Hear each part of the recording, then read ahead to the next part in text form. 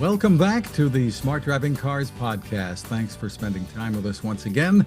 I'm Fred Fishkin, along with the Faculty Chair of Autonomous Vehicle Engineering at Princeton University, Alan Kornhauser. Hi, Alan. Hey, good morning, Fred. Good morning. Well, busy week. This week marked the 20th anniversary of the 2005 DARPA Challenge, and you kind of celebrated in a special way. Yes, in my class on Wednesday on the actual 20th anniversary, um, I had one of the members of the class back, the group that did it with me, or they did it. I did it with them, and a number of the other members of the team on Zoom, and I gave a little presentation, a reminiscence of that fateful day and the time leading up to it 20 years ago, and I thought that maybe we should do a podcast on it and make it available since to everyone else, since at least for me it was a highlight of my career, I guess. I've never had so much fun, so I thought that maybe we'd run through some slides that I've given a number of times, and let everybody sort of maybe benefit from it or enjoy it, or whatever. Well, for those who don't know what the DARPA Challenge is, you're about to find out. So we'll let the presentation kind of get into that for us. So here we go. This is a slideshow that I basically went through with the class, and as I mentioned, Gordon Franken from the team, who was in person with me, and a number of the other members were on Zoom at the same time. A reminiscence of the DARPA Grand Challenge of 2005. And so basically, where the DARPA challenge originated was with a vision of automated highway systems, which I like to date back to 1939, the World's Fair in New York, where the General Motors, who has played a big role in the evolution of automated highways and automated vehicles, actually first presented the concept, and visuals of that concept are here. And then this is what our cities were going to look like at their display at the 39 World's Fair. And in fact, in the 50s, they then went and actually put out a little promotional on this as to the vision of what all this would look like. And then here it goes. General Motors, your key.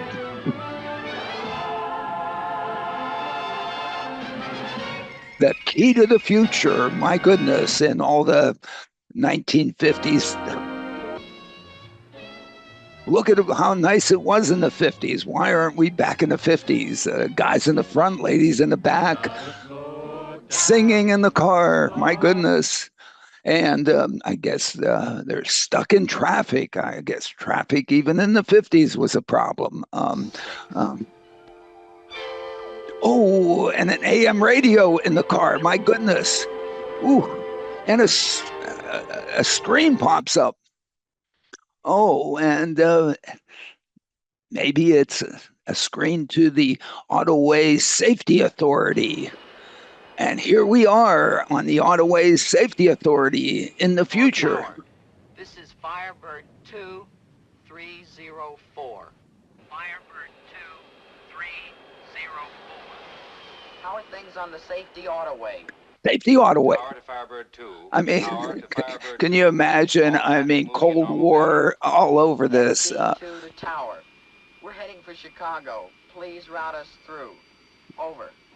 Roger, MP2. Ooh, and look, notice all the congestion on that roadway. I mean, they built that automated roadway to Chicago from, I guess, LA, and there's one or two cars on there, I guess. Who picked up the tab on that? Anyway, that's what we once thought.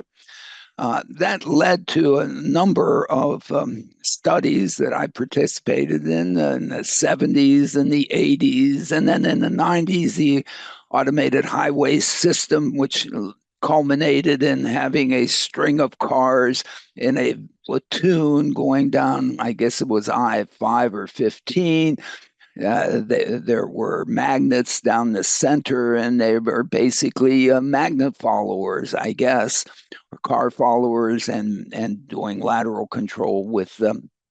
With the magnets, and in fact, not far from here at Sarnoff Research, there's the remnants of a test track that we're testing lateral control technology in the 50s and 60s, and so that's sort of the state of the system. And then out of that came an announcement from the Defense Advanced Research Projects Administration of a grand challenge in the fall of 2004, which was a challenge to have automated road vehicles travel some 130 miles on desert roads in the desert roads, of course, in the desert.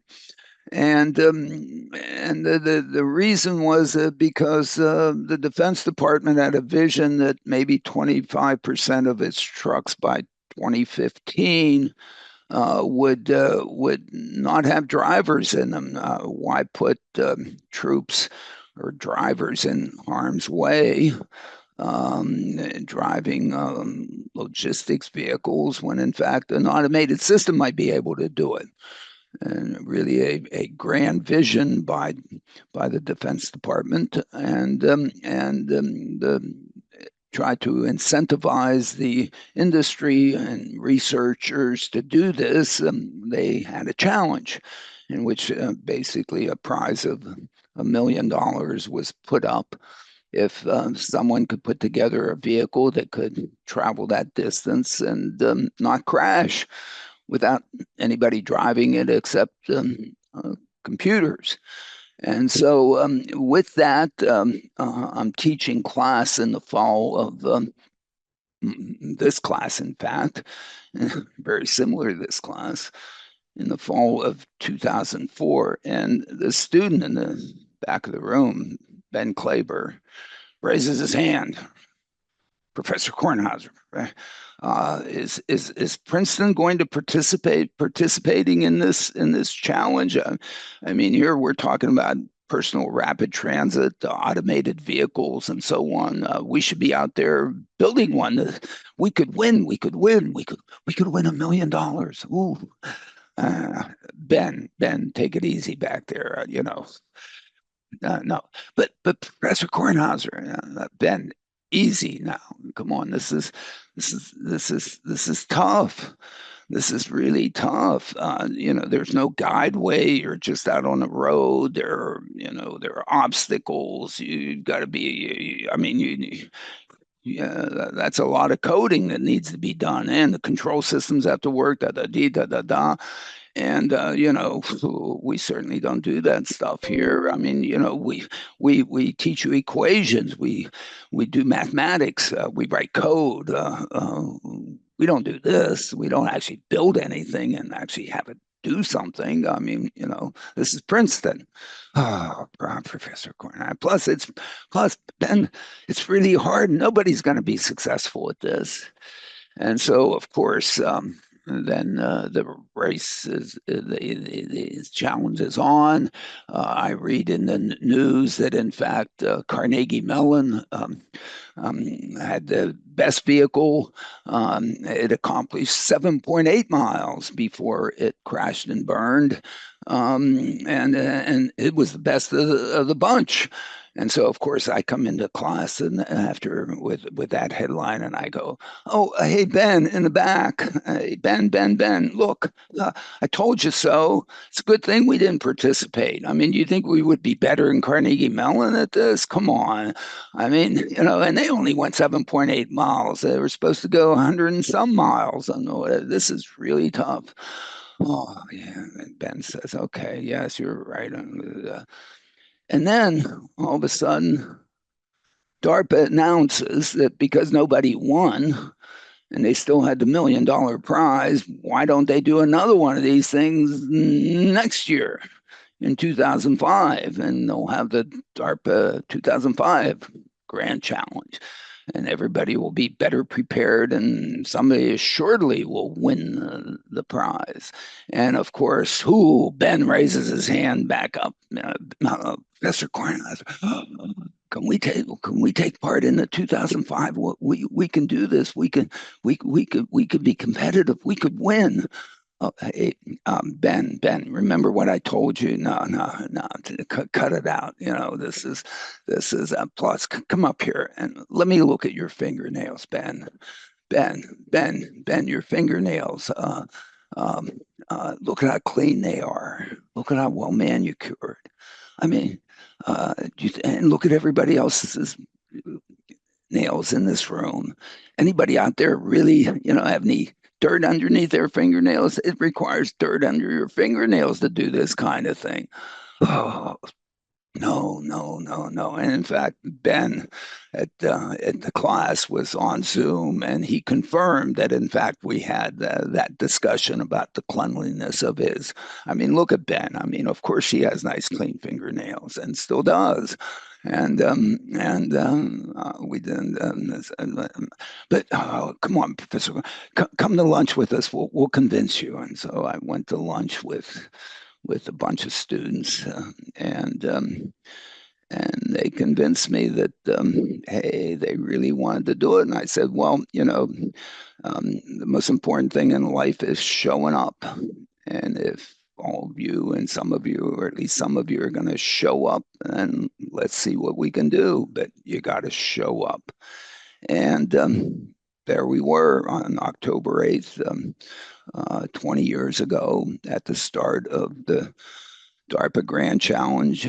We were vehicle number 41. I'll explain that in a minute.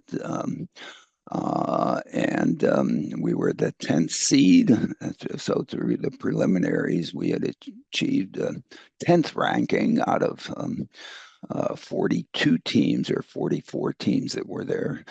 And then there was a 2007 challenge within 2 years we'll discuss. And again, the reason for the challenges are described here. And the competition at that time, number 24, again, a late entry, was a six-wheeled Cornell vehicle. I guess if you're going to go through the desert, you need more than four wheels. I guess that's what they thought. There was Anthony Lewandowski. I suspect some of you know the history of Anthony Lewandowski, some ups and some downs. Well, at the time, he was trying to do a motorcycle. He had training wheels in the back, and then they would retract, and after the thing got going, and so on. And I guess it didn't make it to through the qualifying rounds. There was Indiana University with I don't know how many lidars in the front.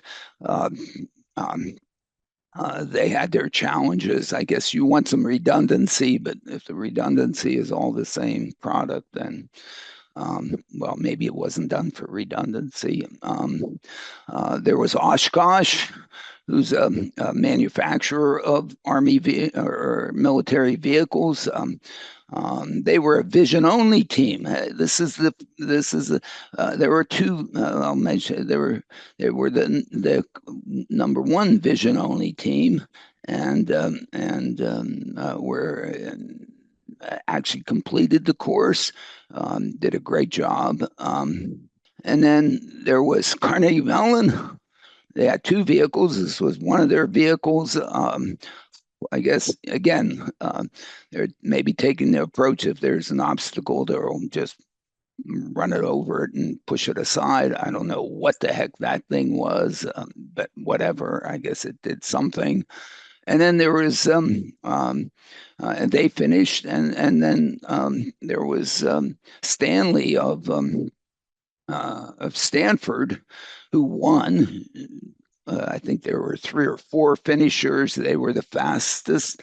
They won with a Volkswagen, but the resources they had, well, I should say the resources that Carnegie Mellon had were were non-trivial. I think they had $1 million grant or research contract from General Motors, and they did, and they used it well. They did a great job, and Chris Urmson did a wonderful job there and deserves all that. And look at what he's done since then with that experience.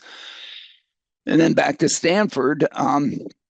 They won, but they had gotten two cars that were already that they had the actuators, the sensors, and I guess maybe the computer in the cars.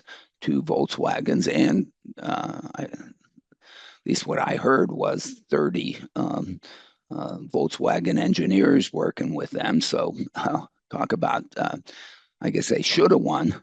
And then there was us. And we were the only other vision only system. We had one stereo camera in the front. That was it.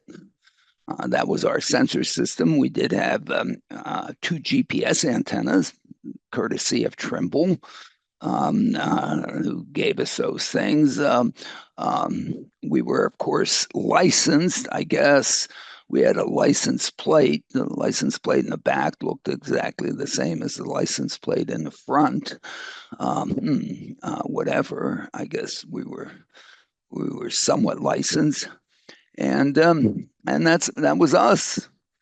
And we called ourselves Prospect 11. Why do we call ourselves Prospect 11? Is Princeton has clubs. They were on Prospect Street. It's actually on Prospect Avenue, but it's called Prospect Street. And there were 11 of them at the time, and so we were Prospect 11, and the making of a monster. The team.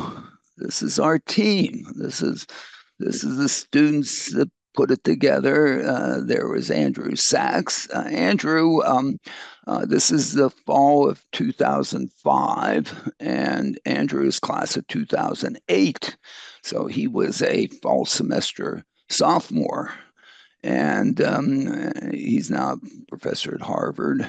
Anand Atreya, he was also class of '08, although he may have been '09, but I think it was '08, and I don't know how many startups he's had. There's Brendan Collins. Oh, another class of '08, another sophomore. Not a bunch of seasoned engineers here. Brendan Collins, he did a bunch of things for Airbnb. Scott Schiffers, he was a senior. Oh my goodness, we had some seniors, and then here's Josh Herbach, class of '08, also sophomore. He's still at Waymo. Brian Cattle, no, another class of '08. Who you see, whatever, a bunch of sophomores in here. In fact, when they were working on this in the previous spring, they were freshmen. Who I guess at least I could convince somebody to work on this and get to work on it. Brian's doing array radars these days. Gordon Franken, who another sophomore, he builds airplanes for Boeing these days. Rachel Blair, she was a senior also, and done a bunch of things for Trimble and other companies are ensuing 20 years. And there I was. I was the supposedly team leader and all this. And we're missing Ben Essenberg, who was class of '05, who helped us out an enormous amount in the spring leading previous spring, and then was a real helper and during the competition.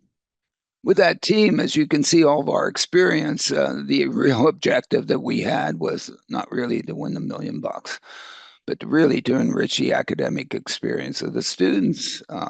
And I certainly think we certainly accomplished that. But that really was the objective of our participation.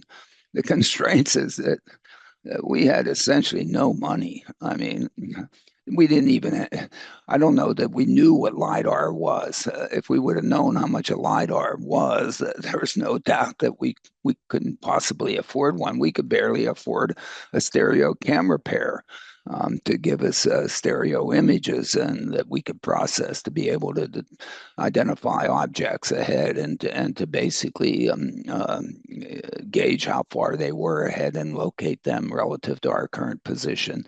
And our guiding principles had to be simplicity. Andrew wrote the steering code, and it was basically shoot the gaps. And it's amazing how well that feedback control system actually worked, and the various things that we did in putting it together to just try to simplify the process. What was really heartwarming, at least for me at the time, was that PC Magazine reporting on this shortly thereafter, or maybe it was during the warm up to the finals. Homemade, they called us. Unlike the fancy drive-by wire system employed by Stanford and VW, Princeton students built a homemade set of gears to drive their pickup. You can see the gears. I mean, these were Ben put them together, that I could see from the electronics textbooks they were using that they were learning as they went. Yes, this was 2 weeks before midterms. Problem sets were due, and so on, and so they were doing problem sets, and of course, learning as we went. And in the fall of 2004, this. We had to get a car. So thanks to Rick Spina, one of my former students who was at GM, that I gave a call to and said, hey, you guys have any cars? Can you give us a car for this? I mean, and we know you have a big grant to Carnegie Mellon. How about just a car that you don't want? And Rick somehow found this vehicle that been was being transported to some dealership in on Long Island, and something fell on the roof here and damaged it. So they basically, Rick said, "Oh, this thing we have to basically just take it off of our inventory and salvage it, and maybe we'll give a gift to Princeton as salvage value for this vehicle.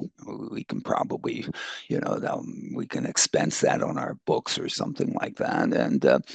But here, Alan, just sign here and you can have it. And of course, I didn't read any of the fine print. I just, all I have to do is sign, man. I'm signing. And before you know it, this vehicle appeared at Princeton, and we at least now had a vehicle on which to try to participate in this competition, for which some kids might get a little dirt under their fingernails. And later, I looked at what I signed, and it said. It said that the vehicle could never see the light of day, never be on the road. It wasn't roadworthy. Sure, you can take it apart and take a piston, bring the class here, take a look at a piston. But I guess, well, luckily I didn't read that, what we're supposed to do. So in the fall of 2005, there we were at the start of the DARPA challenge. You can see our license plate back here at Princeton University plate. I guess I don't know what you want to imply about its licensing or not licensing. I don't know. We never mind. And all of our great sponsors. I mean, somewhere on here is Haynes Blueberry Farm in South Jersey. Tom Haynes, where I go pick blueberries every July 1st or so. Tom, I don't know, let us use his cranberry bogs to test the vehicle as to for us to determine any slip between the wheels and sand. Since we were going to go out in the desert and run this on sand, we thought we needed to know some characteristics of wheel slip on sand. So we went, dragged this thing down there to his farm and tested it. So we were so thankful that he let us use the farm, that we gave him a sponsorship. We didn't have to pay for it, so therefore that was in lieu of that. I mean, we had no money, and it wasn't so easy. So this is the national qualifying event, run 2. We had a very good first run, and we decided we wanted to do better. So we changed a few things. And so this was our second run. And we were, and we had music playing in the vehicle. And unfortunately, we can't really play James Brown here because of violations of copyrights. But all of a sudden, whoa, what just happened? And the other view of this,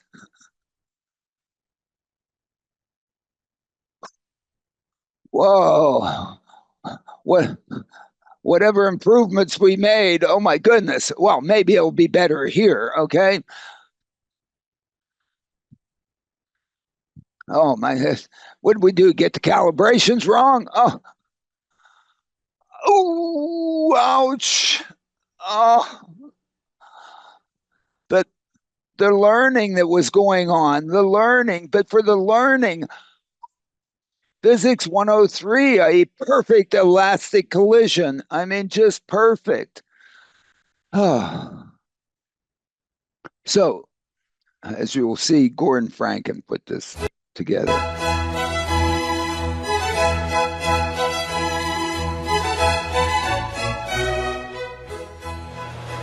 Hi there, class of 2010. My name is Gordon Franken. And I'm Alex Downey. And I'm Prospect 11. We'd like to give you an overview of the electrical and mechanical systems in this vehicle. Why don't you come and take a closer look? The mechanical subsystems in Prospect 11 are designed to replace all of the controls a human would need to drive the vehicle. These controls primarily include steering, throttle, brakes, and transmission. However, we can also control the horn, headlights, and turn signals. In order to actuate the steering, we first disassembled the steering column. We mounted a set of gears behind the steering wheel, driven by a motor mounted underneath the column. This motor we took out of a typical cordless drill, such as this one. An optical encoder provides position feedback so that we can control the angle of the steering wheel to within a fraction of a degree. For example, I can use this wireless gamepad to steer the vehicle. We bought the drill at Home Depot for $29.95. And this is taking place in the Prospect 11 has two competition. independent braking modules that operate in parallel. This one on the right is the primary brake. It's a linear actuator powered by a 12-volt DC motor. It operates by applying tension to this cable, which runs to the brake pedal. This is a rotary potentiometer which is used to provide position feedback. This unit on the left is a pneumatically powered emergency brake that can be used as a backup in case the primary brake fails. Notice the spring. It operates in a similar manner 29 by cents. providing tension to a separate cable that also runs to the brake pedal. Many newer vehicles, including this one, have no mechanical link between the gas pedal and the engine throttle.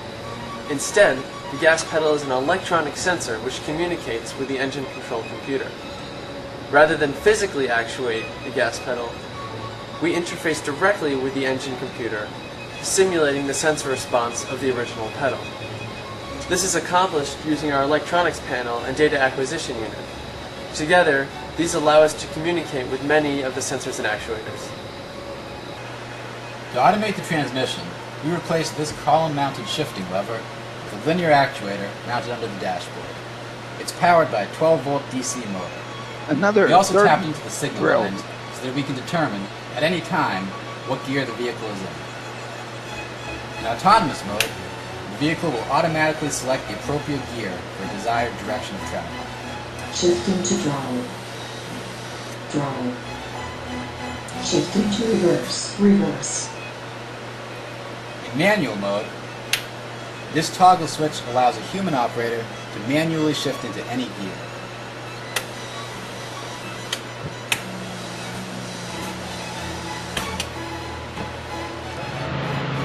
We hope you've enjoyed this brief tour of Prospect 11. We'd love to show you more, but unfortunately we're out of time. If you're interested, feel free to come and see us after our presentation.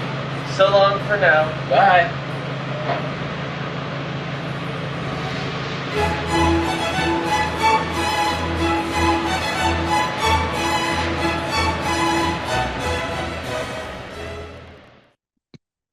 So that video was created basically a little more than a month before the competition, and it was presented to the freshman class of 2010, which first arrived on campus in 2005. So here we are with the vehicle getting prepared, and our road to the challenge was there were initially 195 entries into the 2005 competition. Video submission of information in March 2005 led to 118 teams being selected for site visits in May.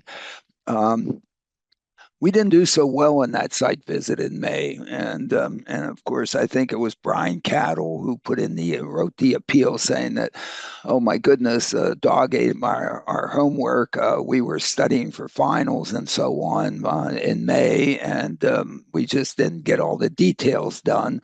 Can we have some extra credit or something like that to qualify? And sure enough, they came back in the summer and did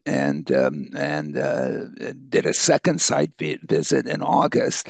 And by that time, we had increased the number of sophomores and so on that were working, or rising sophomores that were working on it. And actually, we're then of the 4 teams that got in through the alternate semifinalists. We were the number 1 team in that, and we then went to the semifinals in late September, of which we then qualified as the 10th seed of 23 finalists in the final event, which that should be October 8th, 2005, which we're celebrating the 20th anniversary this week on that. And so out of this, as we said, we completed 9.8 miles. And then after that, we returned 3 weeks later, and then we'll discuss that. So here we are. Here's a summary of our participation in the qualifying and the final event. So this is the second site visit, or the preliminary to the second site visit, basically showing again what the capabilities are. And of course, when students get out and hop in the back, they're not controlling this with a joystick. It's the processor in the vehicle that's controlling it. So we're not cheating here, and seeing if we in fact can follow a course and dodge obstacles and basically be able to sense them and do all the things we need to do. And how fast can we go? You can see our test track here are the West Windsor Fields. We just went out there. We put up some lights so we could actually do it a little bit of the testing at night, and we basically were debugging the system.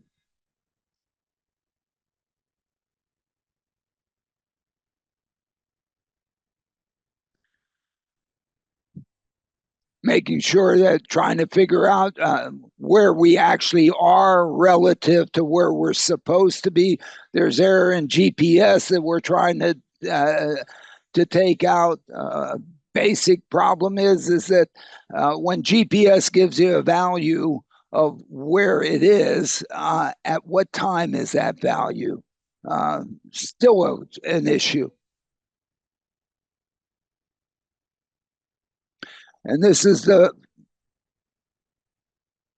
better, actually, one of the best runs of anybody during the qualifying events.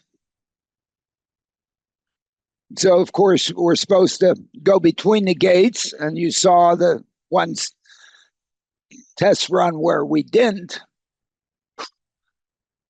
But when it's all calibrated right, man, it just does it. No problem. And that's with no LiDAR, one stereo camera. And of course, one of the things that Josh Herbach wrote in the code was that we were saving the position of all of the obstacles that we detected. And the reason we were saving the position of all the obstacles was in case we got ourselves into a point in which we were stuck and we had to back up. Since we had no camera in the back, we would then rely if we put it in reverse, because let's say it got stuck here and couldn't make the turn, but of course it makes the turn. Then what it would do is go into reverse and use the obstacles that it had saved to be able to negotiate its way back at least a little bit, and then try another branch to get around an obstacle or shoot another gap.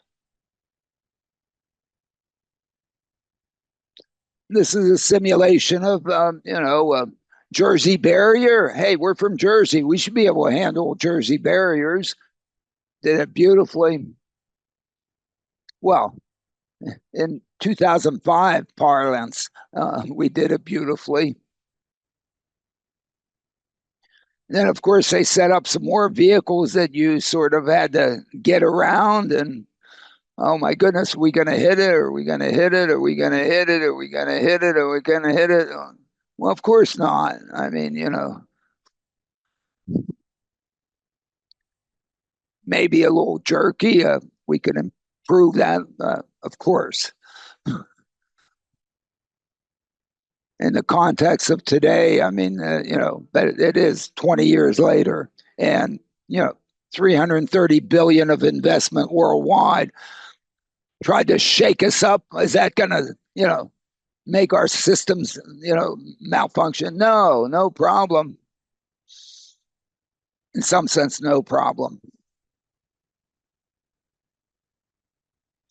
And completing this in 11 minutes and 58 seconds was really one of the best runs of the whole of anybody in the competition, in the preliminaries.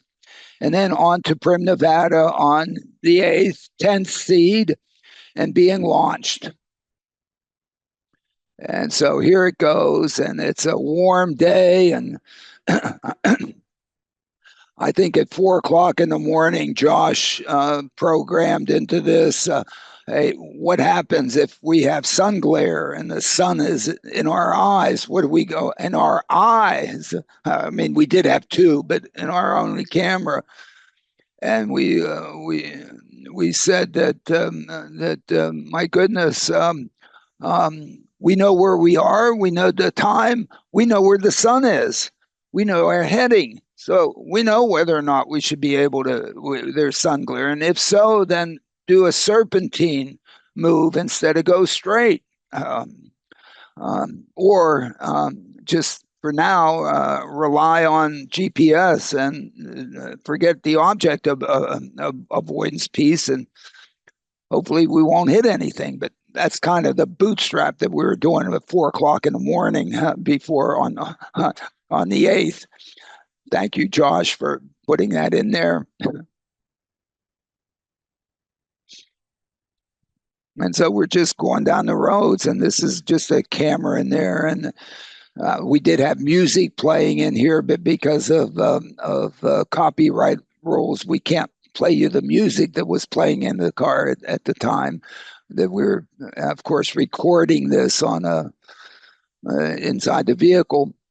At about the 7-mile mark, the course came back near the start, so that we could go out there and see. We're waiting. Where's our car? We didn't have it broadcasting where it is and seeing where it is, and then all of a sudden it appeared out of the dust, and we were cheering. And here we go, man! We're still going. We're 7 miles in.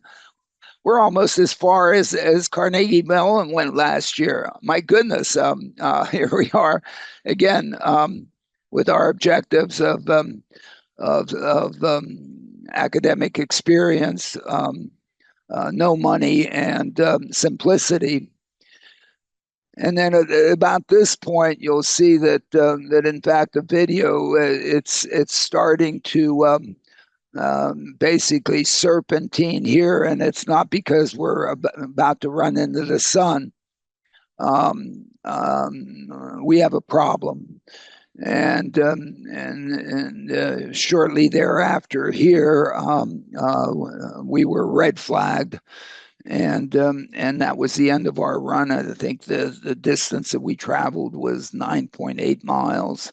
And of course, we were exceedingly proud to have done the 9.8 miles. At least we did more than Carnegie Mellon did the previous year, and this was our first year. So we have excuses and so on, but in the end, we were extremely proud of the thing. We really had no money to bring the vehicle back, but maybe with our success, maybe we could, find some money when we got back to Princeton.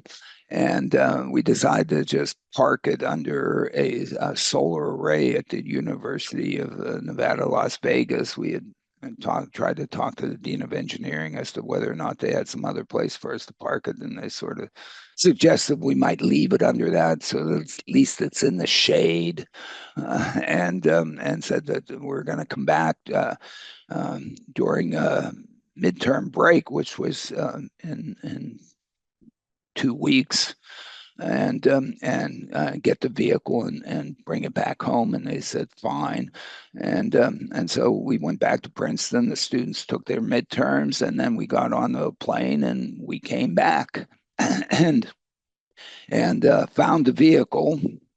And this is basically a picture of Andrew and Alain and me when we finally sort of opened up the memory and our code in the vehicle, and Alain realized, oh my goodness, we didn't have a garbage collector in the data stream. So after 9.8 miles, I think we were saving the position location of something like 250,000 objects. And we blew out memory because we didn't have garbage collection on it to basically just save the last 1,000 or the last whatever. We changed one line of code. That is literally one line of code, and put it back in there, and basically did the course.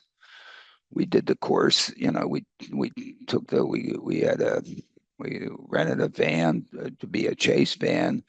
We drove the vehicle on the highways from Las Vegas to Prim. With our van right in the back, because of course we had a Princeton license plate, but we didn't think necessarily the Nevada police might consider that to be a legal vehicle out there. We had all this.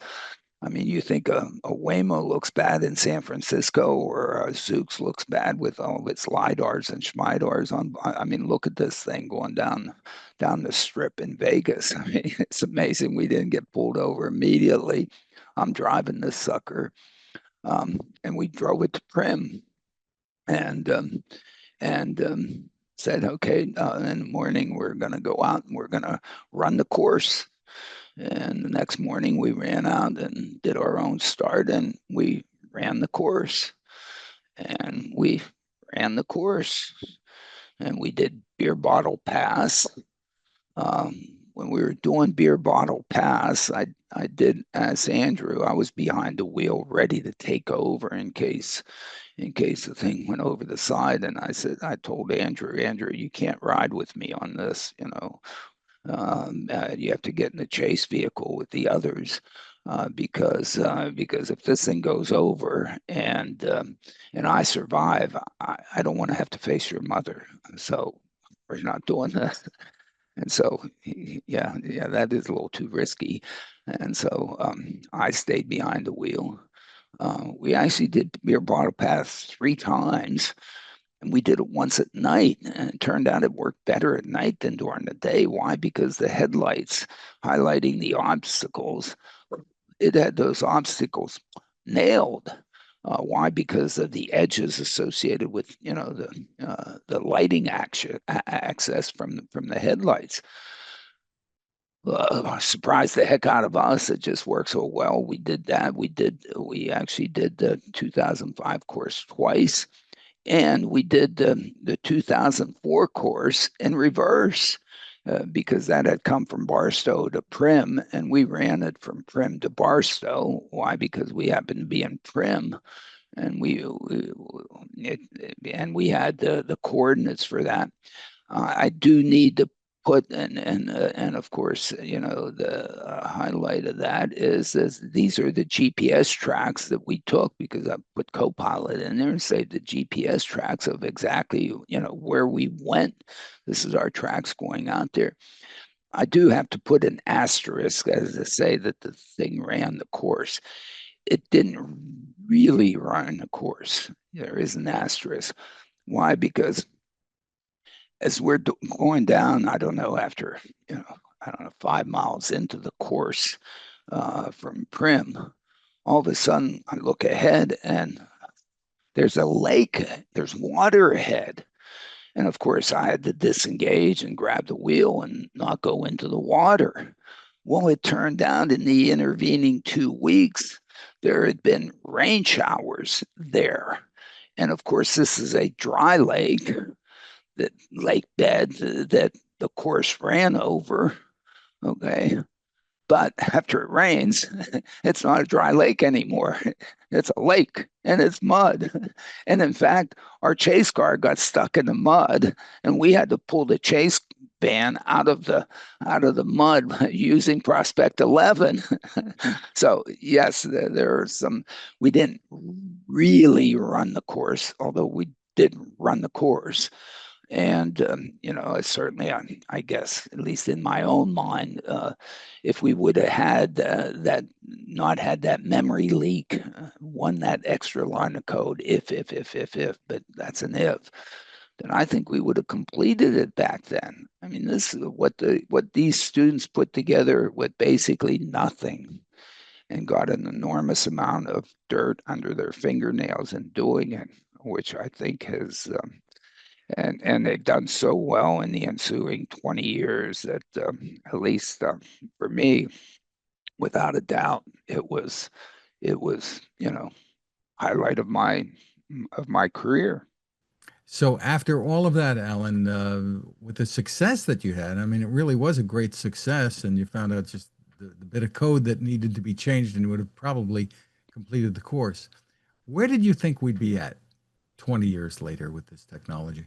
I mean, in looking backwards, what we're being asked to do is really pretty darn simple. I mean, if you can't basically follow GPS tracks and then not hit stuff in between, that was easy. The 2007 challenge was much more challenging because it was supposed to be on roadways with other vehicles and with stop signs, and you had to do K turns and be able to do K turns and all that. And it was a real jump in 2 years of technology. And so if I take those 2 years and then extrapolate that, then, I guess without a doubt, the military would have its vehicles all automated and not put any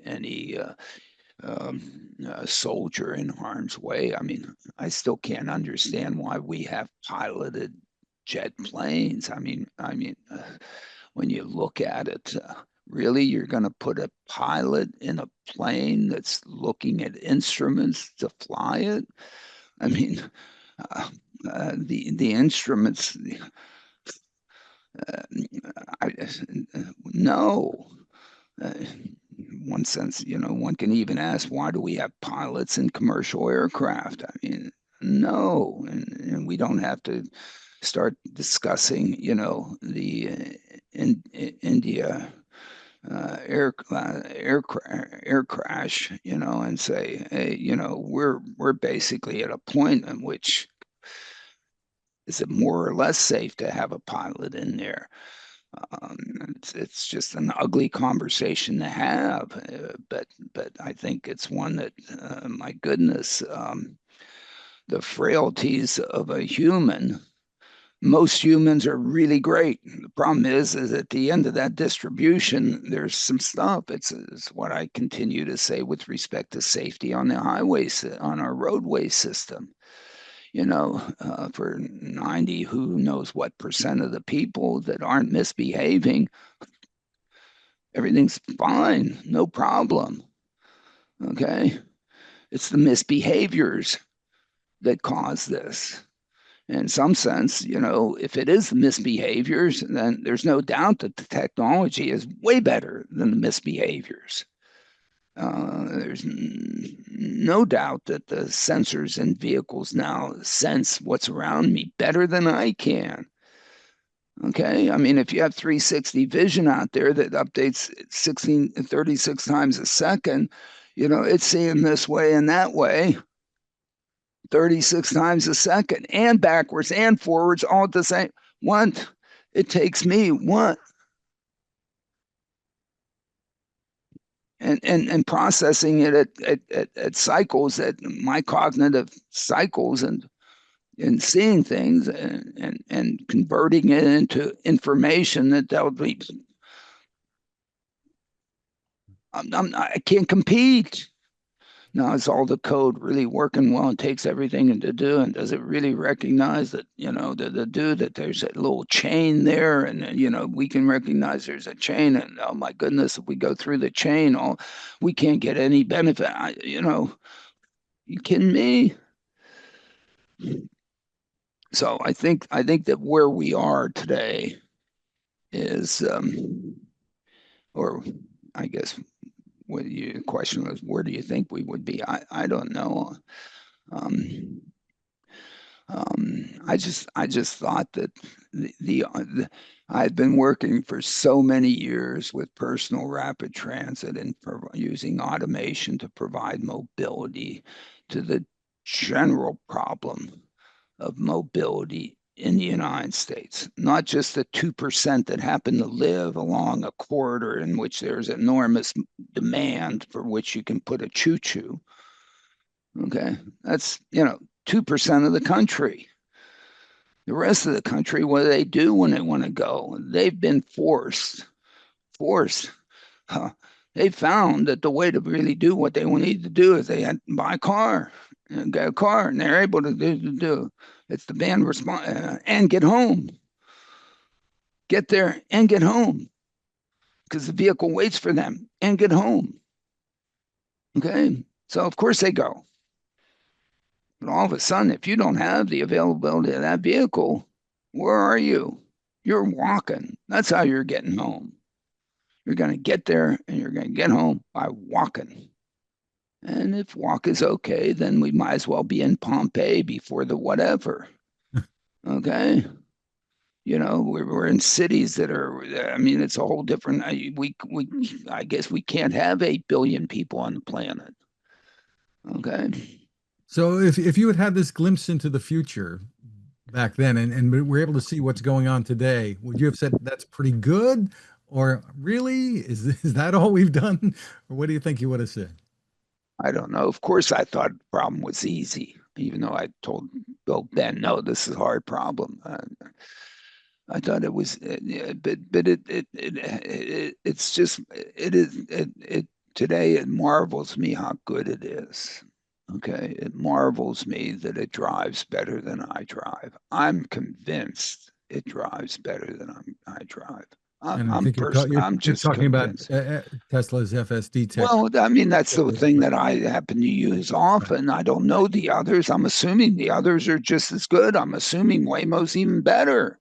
And that's another story. Waymo getting some public acceptance, it seems. The San Francisco Standard, I think, Yeah, had a I think finally people are waking up, and I think enough people are finally saying, "Hey, this does provide some good to San Francisco." I mean, I like, my definition of good isn't necessarily other people's definition of good. I guess San Francisco wants to have tourists and wants to have visitors, and I think it thinks that, and wants to have, the cable car. I mean, what's the cable car? It's a tourist attraction.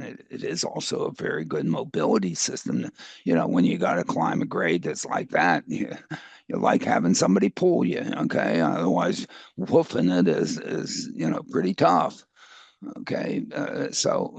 But what drives me nuts is that people just don't want to see the value of this to people who don't happen to have all what some of us happen to have, what most of us have gone and basically who knows what to have.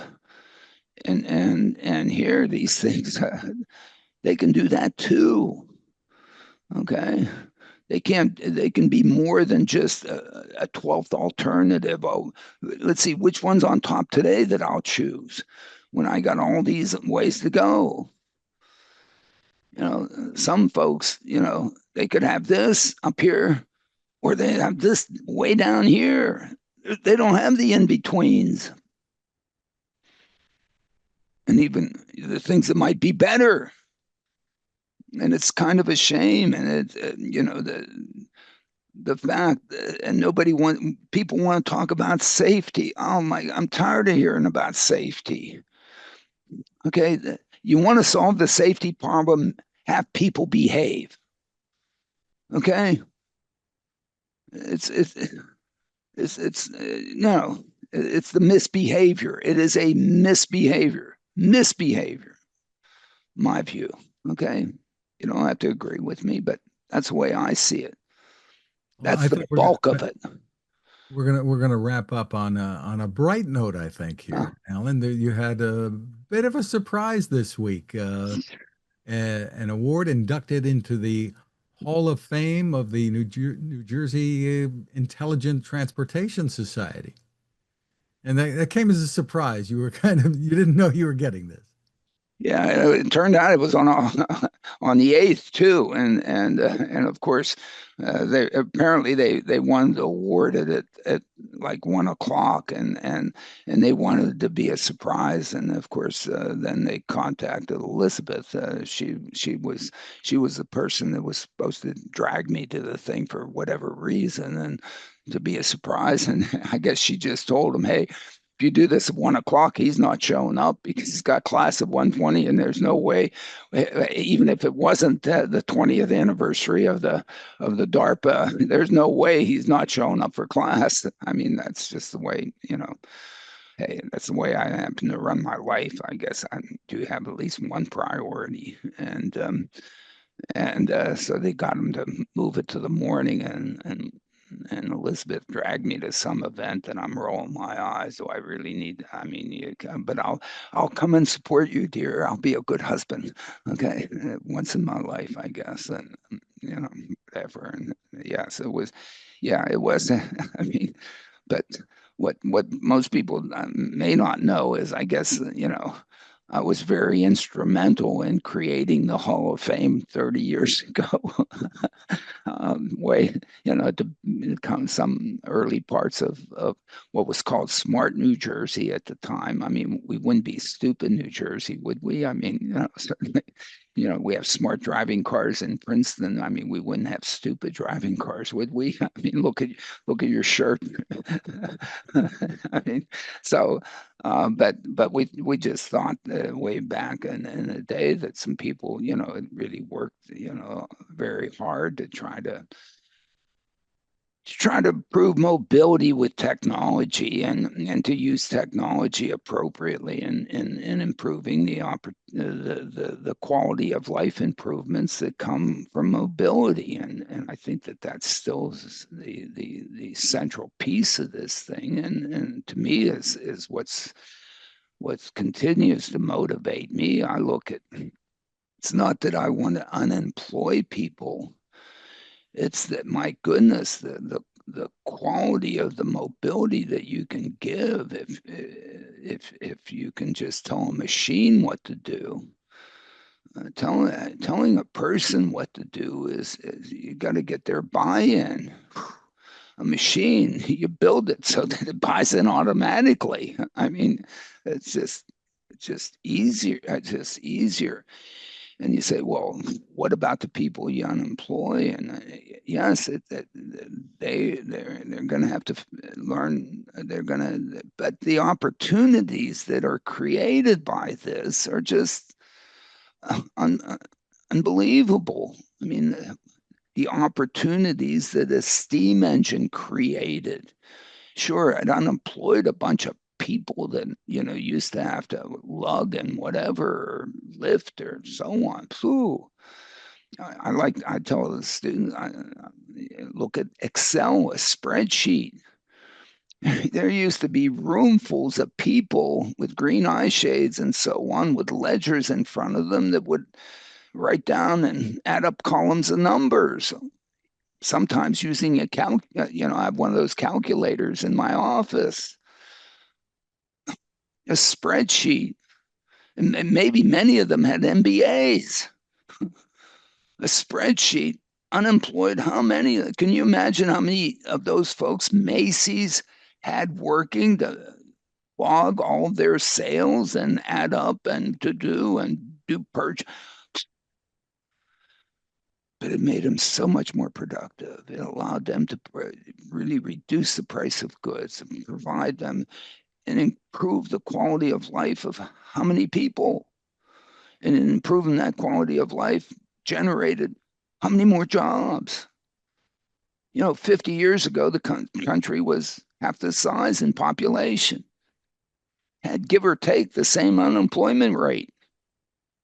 We doubled the number of people and kept the employment rate the same, unemployment rate the same. That means how many more people are employed doing things that, I don't know, maybe at the time we had no idea they'd be doing it.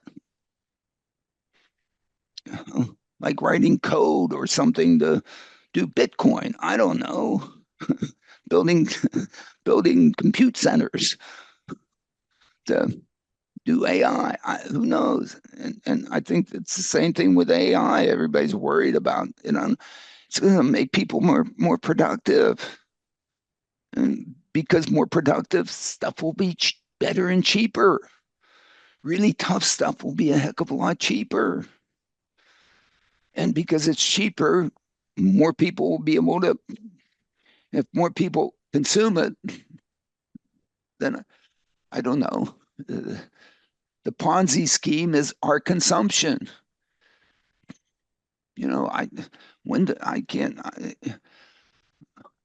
I was growing up, I never went out to dinner with my parents. My parents hardly ever went out to dinner. We didn't go on, even grab McDonald's. McDonald's barely existed. One, we didn't have the money for it. Two, we didn't. All of a sudden, that got to be so darn cheap, and so many jobs,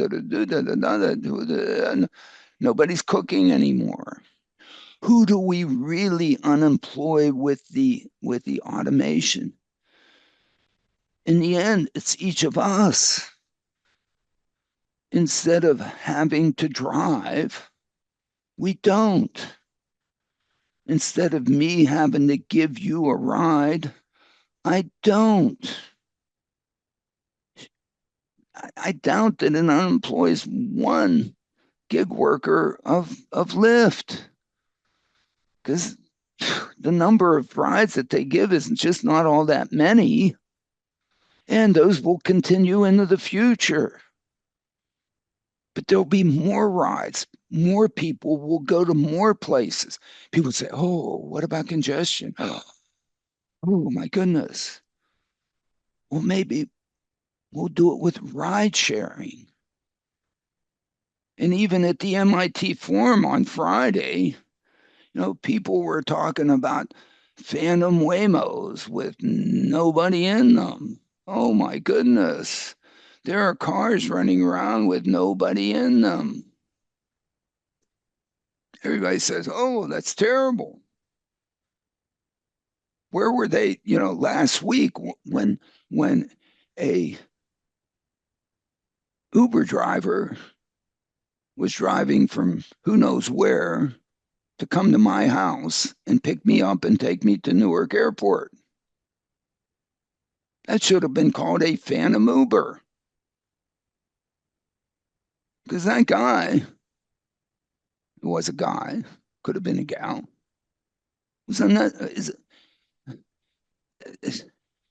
that vehicle is empty repositioning itself to pick me up. And I guess, I guess I'm going to try to drag out of one of my students. Hope one of them says that he's not making any progress or she's not making any progress or in a thesis and wants to change her stuff. I guess I really want to nail what the average vehicle occupancy is in New Jersey, USA, Princeton, sometime on a typical day. I now would not be surprised if the average vehicle occupancy, if you define it of people that need to get to someplace at some time in the numerator, people who need a ride, divided in the denominator by vehicle miles traveled, car miles traveled, in cars as it exists on Route 1 or around here or whatever on a typical day. My now over under on that number. Okay, I'm going to set up, I'm going to become a gambling house. I want to be the house because then I know I'll win. Okay, I don't want to be betting, but I'm going to set that thing up, and I bet the over under on that is 0.95, as opposed to what Federal Highway Administration publishes out there, 1.7. 1.7 is the number of humans in the vehicles. The miles that the number of humans traverse in the vehicles in the numerator divided by the vehicle miles in the denominator. Okay, if that's what's in. Mobility is about people wanting to go from A to B at time t. If instead in the numerator, I just put the number of people that are trying to get from A to B at time t, and in the denominator, the vehicle miles traveled. In other words, remove the person that's driving if in fact that person that's driving isn't the person that's trying to get from A to B. Okay? Then I think because of what they want to do, not that because they have to reposition the vehicle, not because they have taken somebody to school and now are coming back home, not because they had taken a kid to soccer practice, then gone shopping. They could have gone shopping, come back. They went, this extra distance and now they got to go and pick them up and pay. Take the repositioning part that goes on in the car today. Empty vehicle repositioning, I'll call it, that nobody sees, nobody measures. Why? Because there's somebody in there doing it. Okay, it could have been a computer. Okay, because that's what it is in a Waymo. It's a computer doing it. They should put a mannequin up there. They put a mannequin out there, then there are none of these, whatever they called them, miles, phantom miles. They're not phantom miles. Okay. If you do that, in other words, you have your counting mechanism the same with respect to automated Waymos as you do here with humans. I bet my over under is 0.95. And if I do something that the house should never do is bet. Okay, because once you bet, then plus you're no longer the house. You're gonna lose. Okay, I'd be picking the under. I'd bet the ranch on the under. Well, Okay. if anybody in the audience wants to, it's called Mobility Kings, and your first bet is free. Yeah, mobility. There we go. We have to put that on the transportation channel. Hey, my goodness. Oh, that's it. Fred, we're hot today, baby. Well, you can find us on the transportation channel. You You can can. also find us at smartdrivingcar.com, and my tech reports are at textination.com. Thank you for spending time with us. Have a great rest of the weekend and stay safe. And since you're doing the plugs, I might as well do the plugs. I guess the transportation channel has basically invited me to be on their board or something like that, or maybe I'm not even that elevated, but at least of whatever. And I am so thrilled about the transportation channel. It's a constant. 1 year after the creation of the Weather Channel, I came to class and I said, geez, transportation was the subject. And I said, and they had final term project to do. I said, that was a sophomore class too. Hey, anybody here want to do a final project on something that just mimics the Weather Channel, but it's about transportation's channel, and there, Jonathan Sills raises his hand. Jonathan's ended up creating what Pro Flowers or something like that. And I want to do that. It's a fantastic thing. I've been wanting to see a transportation channel out there, whatever, and finally one's been created, and finally they found me and invited me, and I'm like thrilled to participate with them. I just think it's the neatest thing. Hey, transportation is 15% of the economy, and I think there are there are a lot of things that one can provide good information and entertainment as a streaming channel, and why not? So Well, find it at thetransportationchannel.com. there's my plug. Hey, and I didn't get paid, but I think they're neat. I think it's neat. I wish them all the best.